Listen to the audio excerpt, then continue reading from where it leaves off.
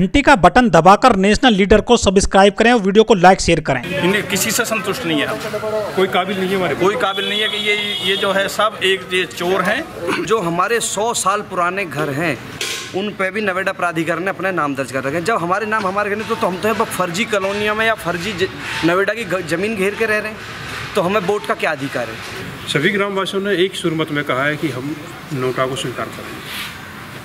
देखिए, हमारी जब तक समस्याएं का समाधान नहीं हो जाता है हम किसी को वोट नहीं देंगे। राजेंद्र जी, आज जो गड़ी चौखंटी गांव में पंचायत हुई है, पूरा मामला क्या है बताइए। देखिए, कल प्रशासनिक अधिकारी आए थे, उनके सामने भी हमने अपने ग्रामीणों की समस्या रखी थी और आज भी हमने ग्रामीणों ने एक पंचायत की है। पंचायत का बेसिकली जो मुद्दा ये है, जो आगामी चुनाव है उस चुनाव में हम किसको वोट दिया जाए, वोट दिया भी जाए या नहीं दिया जाए या पूर्ण रूप से उसको बहिष्कार किया जाए। सभी ग्रामवासियों ने एक सुरमत में कहा है कि हम नोटा को स्वीकार करेंगे। पिछली सरकार भी रही थी, सपा की सरकार रही थी, अभी 5 साल से बीजेपी की सरकार है। किसी ने भी ग्रामीणों के बारे में कुछ नहीं सोचा है। जो गढ़ी चौखंडी गांव में विशेष रूप से इसमें जो मंदिर पर खड़े हैं, जो बगल में से इंटर कॉलेज है और जो हमारे घर है, इस पर भी प्राधिकरण का नाम दर्ज है। नाम दर्ज का मतलब क्या है कि हम किसी को 151 धारा में भी हम जमानत किसी को नहीं दे सकते। हम अपने घर में एक ईंट नहीं लगा सकते क्योंकि वो घर हमारे नाम पर नहीं है। जो हमारे 10% प्लॉट की समस्या है वो अब तक नहीं उसका समाधान हो पाया। और जो नाली खरंजा सीवर है, जब भी हम किसी अधिकारी के पास जाते हैं तो वो कहते हैं आपका तो गांव में एग्जिस्ट ही नहीं करता है, तो हम कहाँ पर विकास कार्य करें। कल तो मायावती उसको कह रही थी अखिलेश को कि इन्होंने मेरे वो सिलेंडर खोल दिया कमरे में और मुझे मारना चाहते थे। अखिलेश कहता था कि इन्होंने पत्थर लगवा दिए। आज ये जो है ये चोर सब एक भाई एक है, चोर एक थैली के चट्टे बट्टे हैं। ये सब कोई नहीं सोचता, हमारे लिए कोई नहीं सोचता, चाहे कोई सपा हो या कोई बसपा हो, चाहे कोई भाजपा हो, कोई नहीं सोचता। अच्छा, नोटा को वोट करेंगे आप, उससे क्या फ़ायदा होगा आपको? फायदा क्या है, ये है कि जो हमारा ये गुस्सा है कि हम किसी को भी नहीं देंगे। अच्छा, प्रधानमंत्री कहते हैं हम चौकीदार हैं, इस पर आपका क्या कहना है? नहीं, प्रधानमंत्री अपनी जगह ठीक है, प्रधानमंत्री ठीक है, चौकीदार हैं। अगर प्रधानमंत्री ठीक है तो फिर आप नोटा को क्यों वोट देते हो? नहीं, नोटा हम तो इनसे खफा है ना, जो यहाँ के स्थानीय ये सांसद हैं, ये हैं एमएलए, हम तो इनसे खफा हैं। लेकिन जो सांसद हैं यहाँ के वो मोदी के काफ़ी करीब हैं।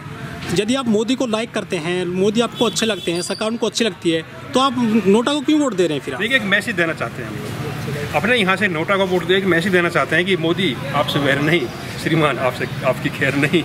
हम अपना जो भी प्रतिनिधि चुनते हैं वो अपने लिए चुनते हैं, लेकिन हमारे आज तक कोई भी प्रतिनिधि हमारी जो काम है, गांव के जो समस्याएं, वो किसी ने भी सॉल्व नहीं करी है।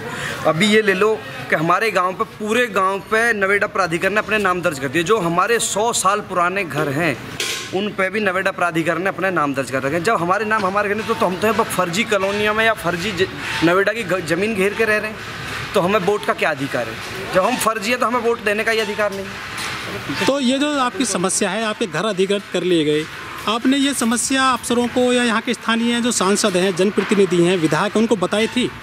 श्रीमान जो हमारे माननीय सांसद जी हैं उनके हम 50 बार चले गए हैं अब तक। जो अथॉरिटी के हमारे सीईओ आलोक टंडन जी हैं, उनके यहाँ पर 18 दिन और रात हमने धरना दिया है। 18 दिन अभी पीछे आप देखोगे, हमने 18 दिन धरना दिया, दिन और रात 6-6 दिन के अनशन करें। माताएं बहनें घरों के काम छोड़ के भी धरना स्थल पर गई हैं, लेकिन फिर भी अधिकारी के भ्रष्ट अधिकारी इनके कानों पर जू नहीं रहेंगी है।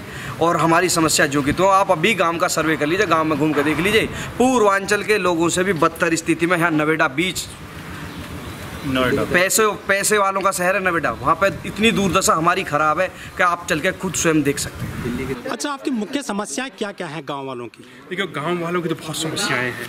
गांव में तो आप कुछ भी ले लीजिए, गांव का जो हम कहने के लिए नोएडा में रहते हैं, नोएडा की जीडीपी हिंदुस्तान में सबसे ज़्यादा है, लेकिन गांवों की दुर्दशा किसी से देखी नहीं जाती है। आप किसी भी क्षेत्र में पहुंच जाइए, वहाँ पर जो गांव का विकास कार्य है बहुत अच्छा है। गांव में नाली खंजा सीवर, बिजली की समस्याएं, बारात घर, नथिंग है, कुछ भी नहीं है। अच्छा, कुछ पिछले दिनों आपने जो है भूख हड़ताल करी थी सेक्टर 6 नोएडा अथॉरिटी पर, उसमें आपका कोई सोल्यूशन निकला? 18 दिन हम भूख हड़ताल पर रहे थे। हमारी 5 मांगें थी, जिसमें से 5 मांगों पर एक की लिखा गया थी आपको 10% के प्लॉट्स हैं वो मिल जाएंगे और वो शासन को दे दिए जाएंगे। उसके अलावा हमारी 4 मांगें आज भी एज इट इज़ है। जो हमने स्पोर्ट्स कॉम्प्लेक्स मांग की थी सेक्टर 130 कूड़ा घर में, वो नहीं हो पाया है।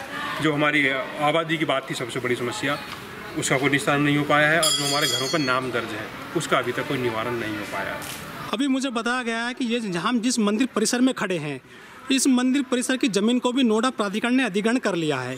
ये पूरा मामला क्या है? बड़ी सोचनीय बात है कि इन्होंने सर्वे कैसे क्या होगा कि मंदिर की ज़मीन, स्कूल की ज़मीन को भी आप अधिग्रहण कैसे कर सकते हो। इसका मतलब है कि इन्होंने सर्वे किया है, एसी में बैठ करके किया है, एक बंद कमरे में किया है, ग्रामीण क्षेत्रों में आकर के धरातल पर इन्होंने कोई कार्य नहीं किया। अगर ये धरातल पर आकर कार्य करते तो यहाँ पर मंदिर में या इंटर कॉलेज पर, स्कूलों पर प्राधिकरण अपना नाम कभी भी दर्ज नहीं करता।